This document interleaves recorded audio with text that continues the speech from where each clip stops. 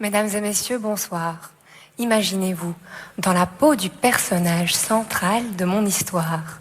Vous êtes une anguille. Vous êtes un poisson pas comme les autres, et pour cause. Votre vie commence dans un lieu mystérieux, la mer des Sargasses, située à plus de 5000 km des côtes nord-africaines, au cœur du triangle des Bermudes. Un premier voyage transatlantique vous amène dans les lacs et rivières d'Europe.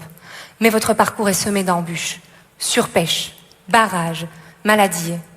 Pas étonnant que vous soyez actuellement en voie critique d'extinction.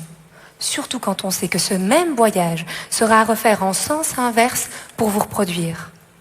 Au cours de votre périple, vous risquez de rencontrer le deuxième personnage de cette histoire, votre ennemi, un virus appelé Angulide herpes virus. Actuellement, on sait peu de choses sur lui, mais ses effets peuvent être dramatiques. Après vous avoir infecté, il ne vous quittera plus. Et de temps à autre, il fragilisera votre santé ou vous empêchera de nager correctement. Mon rôle dans cette histoire est d'étudier ce virus, connaître votre ennemi pour mieux le combattre et parvenir au but de ma thèse, développer un vaccin qui vous protégera. Mais comment traquer cet ennemi microscopique lorsqu'on est dans l'inconnu, le noir complet? Ainsi intervient le troisième protagoniste, la luciole.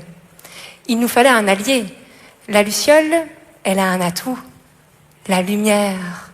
J'ai utilisé la lumière de la luciole pour révéler la présence du virus. Bien entendu, je n'ai pas dompté des lucioles microscopiques à suivre à la trace le virus en question. Dans notre laboratoire, j'ai créé un virus modifié génétiquement. J'ai emprunté le gène de la luciole qui lui permet de produire de la lumière et je l'ai intégré dans le génome du virus. Ainsi, chaque cellule ou partie du corps infectée par ce virus luciolisé devient luminescent, ce qui me permet de suivre et d'étudier le cheminement de ce virus au cours de l'infection. Grâce à cet outil, j'ai pu répondre à une première question. Comment ce virus fait-il pour se transmettre d'une anguille à une autre? Pour cela, j'ai utilisé 2 types d'aquariums.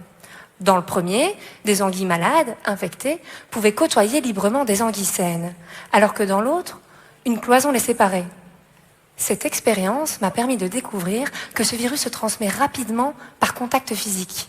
Alors ce soir, très chères anguilles, évitez le pot à pot, car il me reste encore des informations essentielles à mettre en lumière sur ce virus. Déterminer les armes qu'il utilise pour sévir, afin de produire le vaccin qui vous protégera. Morale de cette histoire, si l'anguille nous glisse littéralement entre les doigts lorsqu'on essaie de l'attraper, c'est entre nos mains que son avenir se trouve. Je vous remercie.